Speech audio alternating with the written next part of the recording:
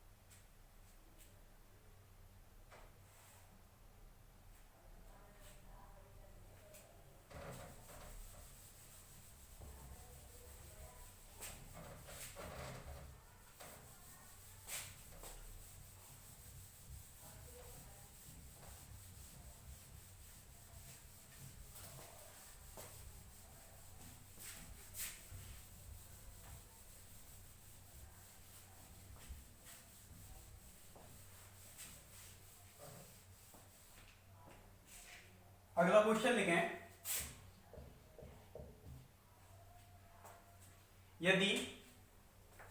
यदि ए वेक्टर तथा B vector अघूर्णी सदिश हैं तो, यदि ए वेक्टर तथा बी वेक्टर अघूर्णी सदिश हैं तो सिद्ध कीजिए कि, अघूर्णी सदिश हैं तो सिद्ध कीजिए कि ए वेक्टर क्रॉस बी वेक्टर, सिद्ध कीजिए कि ए वेक्टर क्रॉस बी वेक्टर परिनालिकीय सदिश क्षेत्र है। तो सिद्ध कीजिए कि ए वेक्टर क्रॉस बी वेक्टर परिनालिकीय सदिश क्षेत्र है, परिनालिकीय सदिश क्षेत्र है। कर सकते हो क्या? क्वेश्चन लिख लिया है, इधर देखें। दे रखे थे आपको ए वेक्टर और बी वेक्टर क्या है, अघूर्णी सदिश हैं। गिवन है आपके पास क्या चीज, ए वेक्टर बी वेक्टर कैसे सदिश हैं, आपको अघूर्णी सदिश हैं, ये दे रखा है। कैसे सदिश हैं? अघूर्णी सदिश हैं। अघूर्णी सदिश का मतलब हम लिख सकते हैं, अर्थात हमें ये चीज दी हुई है कि कर्ल ऑफ ए वो कितना होगा, मैथमेटिकली लिखें तो 0, और curl of B equal to B कितना है, 0। ये हमें गिवन है और हमें सिद्ध करना है, प्रूव दैट, सिद्ध करना है क्या चीज, देखें कि ए क्रॉस बी परिनाल के सदिश क्षेत्र है। परिनाल के सदिश क्षेत्र से मतलब अगर ए वेक्टर परिनाल के सदिश क्षेत्र है तो उसका डाइवर्जेंस मैंने लिखवाया था नोट डलवा के, वो कितना होना चाहिए, 0 होना चाहिए। तो यहाँ पर किसके बारे में पूछ रहा है, ए क्रॉस बी के बारे में पूछ रहा है, मतलब उस राशि का डाइवर्जेंस निकालें, किसका, ए क्रॉस बी का डाइवर्जेंस है वो कितना आना चाहिए, 0, परिनाल के सदिश क्षेत्र के लिए हमें ये सिद्ध करना है, परिनाल के सदिश क्षेत्र के लिए।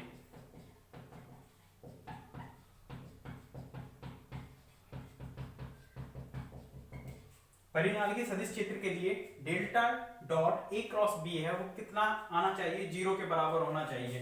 क्योंकि अब देखें इसको, delta dot A cross B अगर हम इसको लेकर चलें तो इसका एक फॉर्मूला होता है delta dot A cross B को ओपन करने का, कि यदि आप यहां से ए वेक्टर को बाहर निकालें, सॉरी बी वेक्टर को बाहर निकालें, डॉट करें इसका डेल्टा क्रॉस ए, डेल्टा को अंदर ले गए, इस तरह से होगा माइनस के a vector dot delta cross b, ये इसका क्या होता है फॉर्मूला। अब फॉर्मूला ये कैसे आया, यहाँ पर आप LHS और RHS दोनों को लेकर आप इस फॉर्मूले को क्या कर सकते हो, यहाँ पर प्रूफ कर सकते हो। मतलब आपको यहाँ पर इस फॉर्मूले को तो क्या करना होगा, याद करना होगा, और सिद्ध करना है तो कैसे करोगे, इसकी क्वांटिटी को लेकर चलो, इसको प्रूफ करो, और इसको भी लेकर चलेंगे, प्रूफ करेंगे, दोनों इक्वल क्वांटिटी आएंगी, उससे सिद्ध हो जाएगा। तो यहाँ पर बी को निकाला डेल्टा क्रॉस ए को निकाला डेल्टा क्रॉस बी, इस तरह से हम इसको लिख सकते हैं। क्योंकि हमें डेल्टा क्रॉस ए और delta cross b equal to कितना दिया हुआ है, 0 दिया हुआ है, इसलिए delta dot a vector cross B vector ये कितना हो जाएगा, 0, या ऐसे लिख दो b vector dot 0 vector minus a vector dot zero vector, तो ये कितना आ जाएगा, जीरो, ओनली जीरो, क्योंकि डाइवर्जेंस निकल रहा है, वो कैसी क्वांटिटी आएगी, अदिश, किसी भी सदिश राशि का डाइवर्जेंस जीरो होता है। तो इस तरह से हमने इसको a क्रॉस b का जो डाइवर्जेंस है वो जीरो आ रहा है, मतलब हम कह सकते हैं कि a क्रॉस b कैसा सदिश है, कैसा सदिश क्षेत्र है, परिनाल के सदिश क्षेत्र है। तो लिख देना इसके नीचे लाइन, अतः a vector cross b vector एक परिनाल के सदिश क्षेत्र है। कंप्लीट करें इसको, a vector cross b vector एक परिनाल के सदिश क्षेत्र है।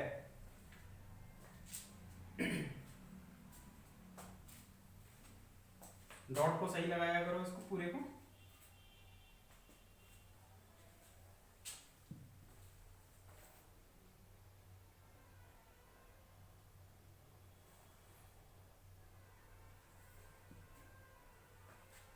देखें इसको कंप्लीट पूरा।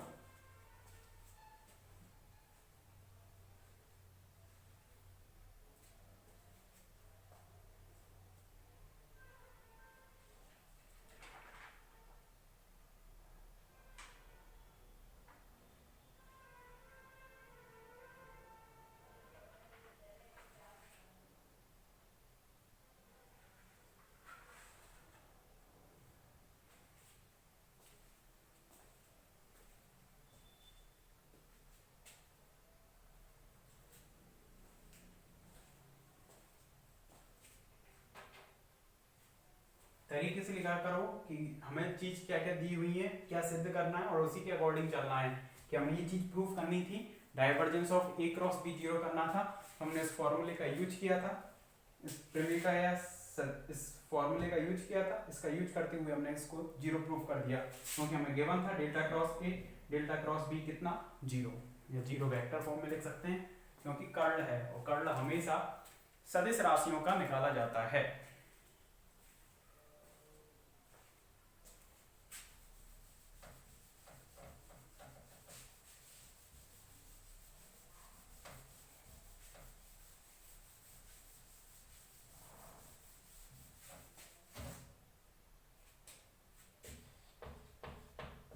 इसके बाद नेक्स्ट क्वेश्चन देखें यदि कण का वेग v equal to 2x i cap 2x i cap plus 2 by j cap है, तो 2 बाई j कैप है, तो सिद्ध कीजिए कि वेग एक अघूर्णी सदिश है। तो सिद्ध कीजिए कि वेग एक अघूर्णी सदिश है, यानी कि v वेक्टर आपको दिया हुआ है 2x i cap plus 2 by j cap, तो आपको सिद्ध करना है कि ये कैसा है सदिश, अघूर्णी है। कैसा, इररोटेशनल, अघूर्णी, ये सिद्ध करना है। तो इसको तो आपको खुद को करना है क्वेश्चन को, कि गिवन तो है आपको v वेक्टर, अघूर्णी के लिए आपको क्या सिद्ध करना है, curl of v vector equal to zero, ये सिद्ध करके लाना है। तो ये चेक करना आप सारणी रूप से कि वो जीरो आ रहा है या नहीं आ रहा है, तो सिद्ध करवा रहा है तो आना ही चाहिए, ठीक है। तो delta cross v equal to zero आपको ये खुद करना है, ठीक है। पूरा तरीके से लिखना, गिवन और प्रूफ दैट करके, और इसको कंप्लीट करना, कर सकते हो कीजिए। इसके बाद देखिए दो क्वेश्चन हैं, आपने तीन चीजें पढ़ी थी, ग्रेडियंट, इधर देखें पूरा फोकस करके, अरे मेन चीज इधर आ रही है अब, कि ग्रेडियंट, डाइवर्जेंस और कर्ल, ग्रेडियंट, डाइवर्जेंस और कर्ल, तीन चीजें पढ़ी थी। तो यहाँ पर ग्रेडियंट का कर्ल और कर्ल का डाइवर्जेंस ऑलवेज जीरो होता है। कैसे, कि आपने किसी भी राशि का ग्रेडियंट निकाला, वो ग्रेडियंट हमेशा अदिश राशि का निकाला जाता है। अदिश राशि को हमने रिप्रेजेंट कर दिया फाई से, कि किसी राशि का ग्रेडियंट निकाला, ग्रेडियंट के बाद आप उसका क्या निकाल रहे हो, कर्ल, CURL, ये कितना होता है, जीरो होता है। और सेकंड है इसमें कर्ल का डाइवर्जेंस, मतलब किसी भी राशि का आपने कर्ल निकाला, कर्ल कौन सी राशि का निकाल सकते हो आप, सदिश राशि का, जिसको हमने रिप्रेजेंट कर दिया a वेक्टर से, कि कर्ल हमने किसी राशि का निकाला और कर्ल का फिर क्या निकाल रहे हैं हम, उस राशि का जो भी आ रही है उसका हम फिर डाइवर्जेंस निकाल रहे हैं। मतलब दो चीजें एक साथ हैं, पहले ग्रेडियंट निकाला, ग्रेडियंट का कर्ल, और या फिर हम कह रहे हैं कि कर्ल का डाइवर्जेंस, ये हमेशा क्या होते हैं, जीरो होते हैं ऑलवेज। ये हमें सिद्ध करना है कि ऑलवेज ये क्या होते हैं, जीरो होते हैं। तो आप क्या करोगे, दो चीजें हैं, दो एक तरह से प्रमेय मान सकते हो इनको, या क्वेश्चन मान सकते हो। इनको हमें प्रूफ करके लाना है कि ग्रेडियंट का कर्ल जीरो होता है और कर्ल का डाइवर्जेंस क्या होगा, जीरो होगा। तो आपके पेज में जो ब्लैंक स्पेस है ऊपर की साइड में, उसमें इस तरह से आप बना लेना इनको, ग्रेडियंट डाइवर्जेंस कर्ल, और इस तरह से बना देना ताकि आपको दोनों एक चीजें डायरेक्ट याद हो, क्योंकि इनका आगे यूज होगा, अगली जो यूनिट है उसमें इनका यूज होगा सीधा, कि हम जानते हैं कि ग्रेडियंट का कर्ल ऑलवेज जीरो होता है, कर्ल का डाइवर्जेंस ऑलवेज जीरो होता है। तो इनका हम आगे यूज करेंगे, इसलिए दोनों ये आपको मैथमेटिक बुक में याद रहने चाहिए। याद किससे रहेंगे, इससे। तो इसको तो आप ब्लैंक स्पेस में बना लें और इन दोनों को लिखें इस तरह से क्वेश्चन करके कि सिद्ध कीजिए कि सिद्ध कीजिए कि, और दोनों को लिखते हैं 1 और 2 को, सिद्ध कीजिए कि, और दोनों को लिखते हैं curl of gradient of 5 equal to 0 always, divergence of curl of a equal to 0 always.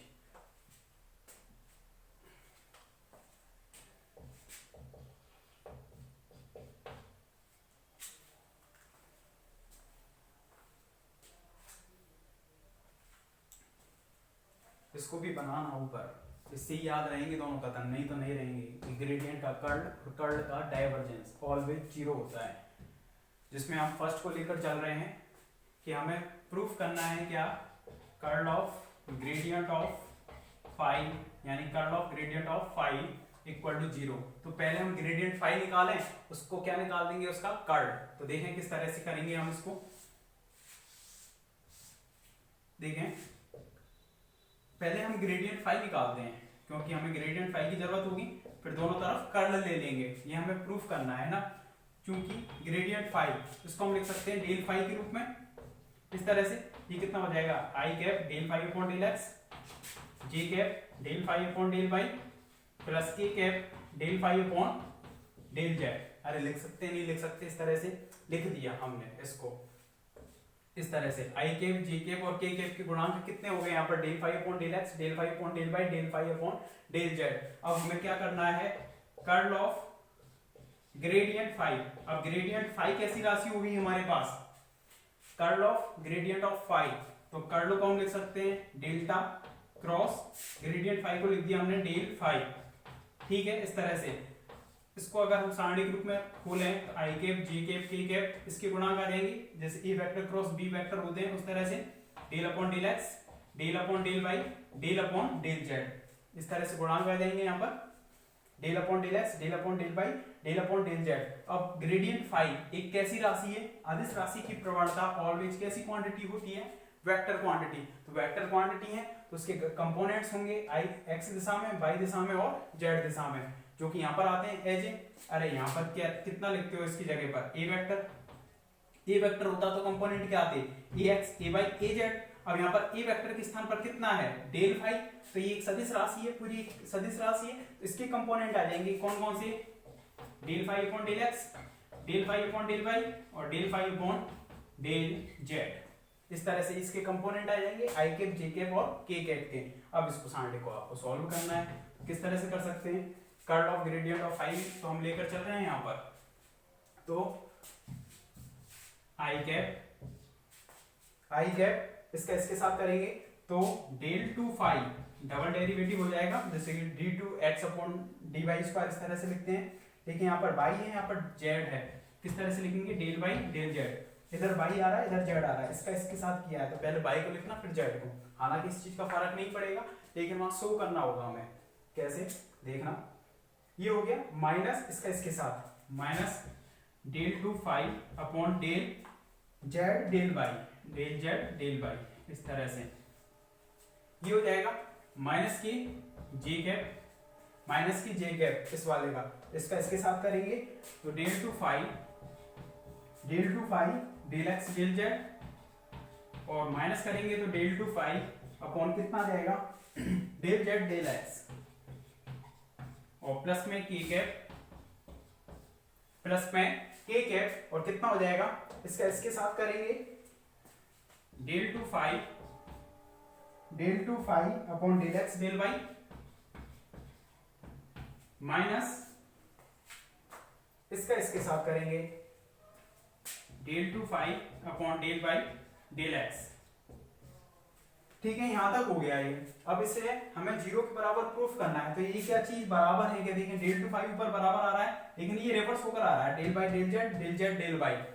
तो देखिए कि आंशिक अवकलन के लिए एक चीज होती है, अगर आपको कोई भी फंक्शन दे रखा है, डेल एफ दे रखा है, यदि आप उसका एक्स के रेस्पेक्ट पहले वाई के रेस्पेक्ट में किया फिर एक्स के रेस्पेक्ट में कर रहे हो, या आप फंक्शन का पहले तो एक्स के रेस्पेक्ट में किया फिर उसके बाद आप किसके रेस्पेक्ट में कर रहे हो, बाई के रेस्पेक्ट में कर रहे हो, ये दोनों क्वांटिटी आपस में क्या होती हैं, इक्वल होती हैं। आंशिक अवकलन का ये क्या होता है, गुणधर्म होता है। आंशिक अवकलन की क्या है, ये प्रॉपर्टी है। आंशिक अवकलन के गुणधर्म से, जब आंशिक अवकलन आप पढ़ोगे फर्स्ट ईयर में है, अलग से बुक है ये आंशिक अवकलन की, उसमें इसको पढ़ोगे आप, तो आप कोई भी फंक्शन लेकर भी देख लेना, एक्स और जेड का कोई एक्स और वाई का कोई भी फलन है एफ, यदि आप उसका इस तरह से अवकलन कर रहे हो, पहले वाई के सापेक्ष फिर एक्स के सापेक्ष, या पहले एक्स के सापेक्ष फिर वाई के सापेक्ष, तो वो कैसे आएगा, हमेशा बराबर आएगा। करके देख लेना कोई भी फंक्शन मानकर।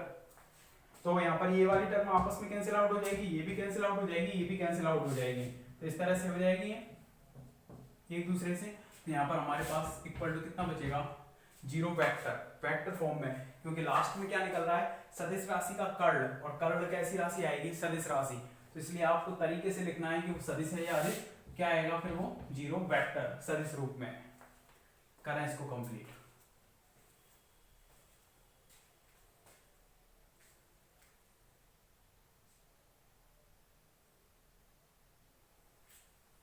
कंप्लीट करें इसको।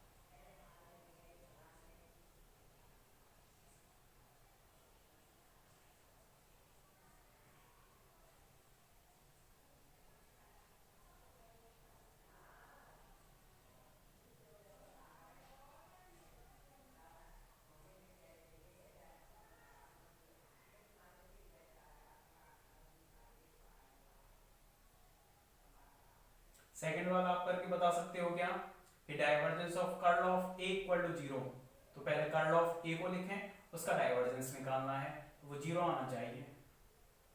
बता सकते हो क्या, करके बताओ। चलो इसको कंप्लीट करो, उसके बाद करके बताओ सेकंड को। तरीके से चलना है, पहले कर्ल ऑफ ए निकालना है जो कि एक सदिश राशि होगी, और सदिश राशि का हम क्या ले सकते हैं, डाइवर्जेंस ले सकते हैं।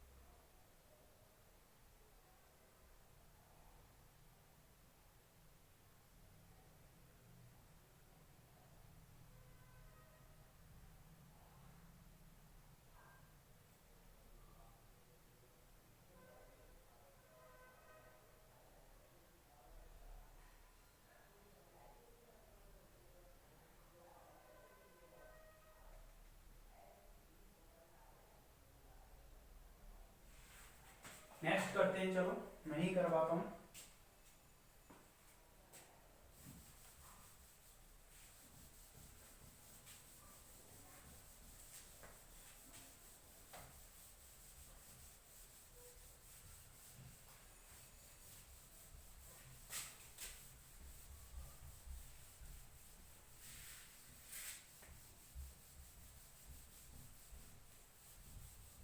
ये चीजें आपने 12th में नहीं पढ़ी होंगी, नहीं है बिल्कुल, तो तरीके से देखना एकदम।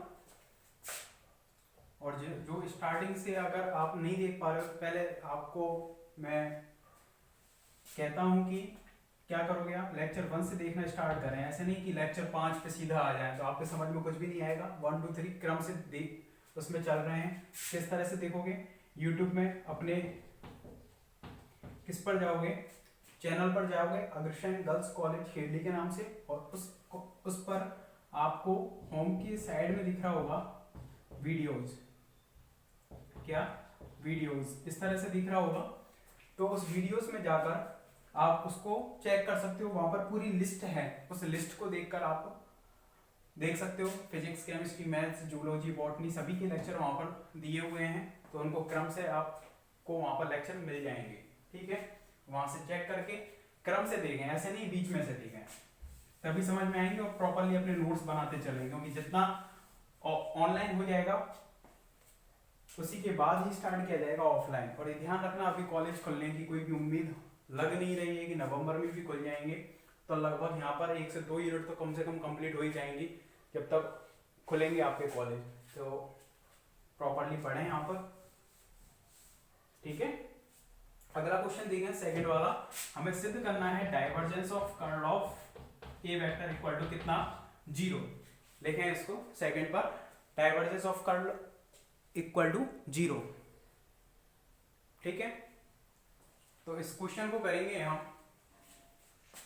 देखें कर्ल ऑफ, चूंकि curl of a vector equal to कितना होगा, कर्ल ऑफ ए।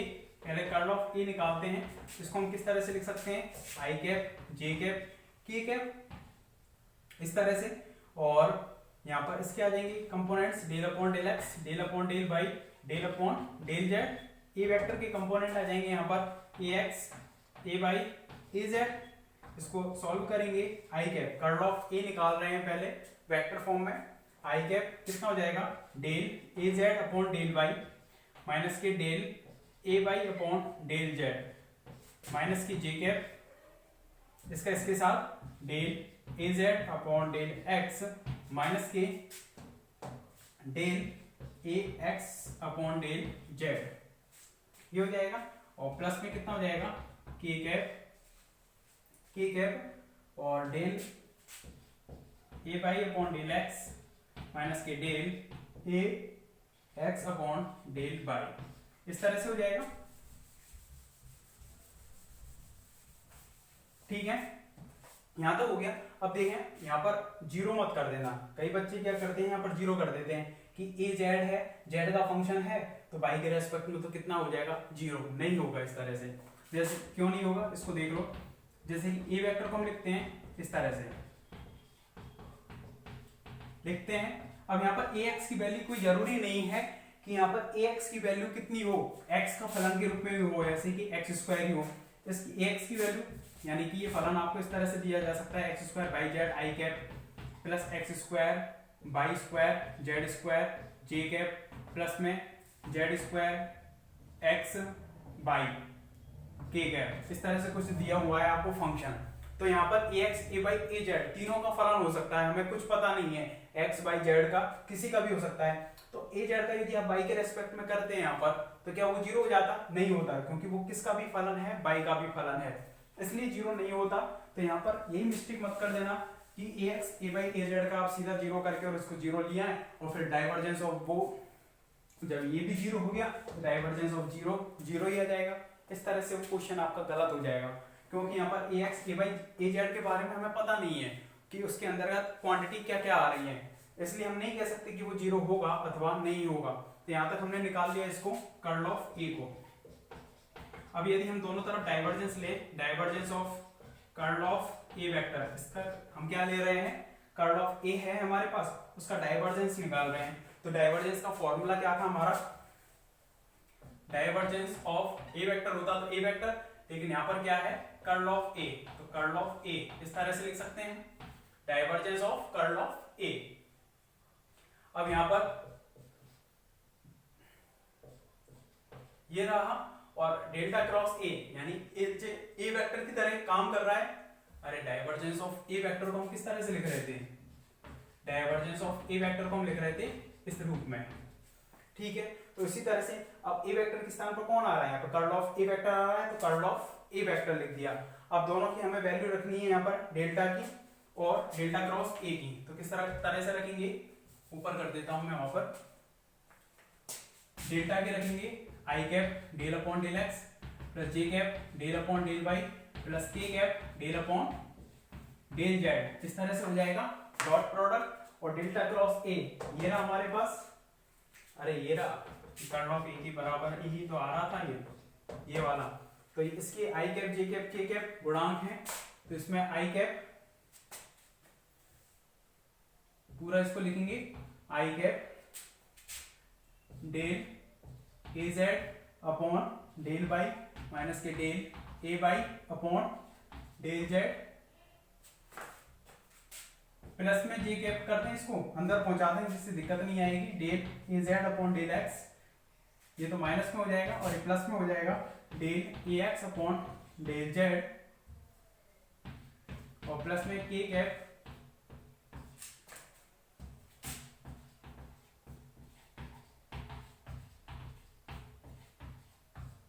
ठीक है। इस तरह से डाइवर्जेंस इस डेल की वैल्यू डाल दी हमने, यही होती थी डेल अवकल संकारक की वैल्यू, और जो कर्ल ऑफ ए आ रहा था उसकी वैल्यू डाल दी। अब आई कैप का आई कैप के साथ, जे कैप का जे कैप के साथ, के कैप का के कैप के साथ, इस तरह होता था। तो इसको भी लिखते थे वेक्टर फॉर्म में, इसको भी लिखते थे हम वेक्टर फॉर्म में, और दोनों का क्या करते थे, डॉट प्रोडक्ट। यहाँ पर डॉट प्रोडक्ट करेंगे तो आई का आई के साथ, जे का जे के साथ, के का के साथ होगा, तो डेल अपॉन डेल एक्स पर आरोपित हो जाएगी जो भी आई कैप की गुणांक में होगी ये वाली क्वांटिटी। इस तरह से प्लस में जे कैप का जे कैप के साथ करेंगे तो 1 हो जाएगा। तो यहाँ पर डेल अपॉन डेल वाई पर आरोपित हो जाएगी ये पूरी की पूरी क्वांटिटी। तो हमने उल्टा करके लिख दिया इसको, del a x upon del z minus के del a z upon del x, ठीक है, प्लस के कैप का के कैप के साथ करेंगे तो 1 हो जाएगा। तो डेल अपॉन डेल जेड पर आरोपित हो जाएगी क्वांटिटी कितनी, ये वाली,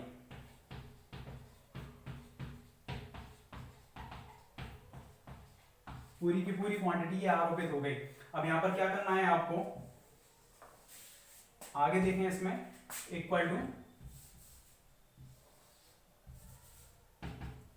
टू इसका अंदर करेंगे तो डबल डेरिवेटिव हो जाएगा del two a z upon del x del y minus के del two a y, del two a y नीचे सफिक्स में लगाना a x a y a z, इनको del two a by upon del x del z, पहले complete देखें फिर लिखना इसको, del two a x upon del by del z minus के del two a z upon कितना, del by del x del by del x, और plus में कितना हो जाएगा बताओ, del two a by upon में डेल जेड डेल एक्स, क्रम से लिखना है इनको बस, और del two a x del two a x upon del Z del by.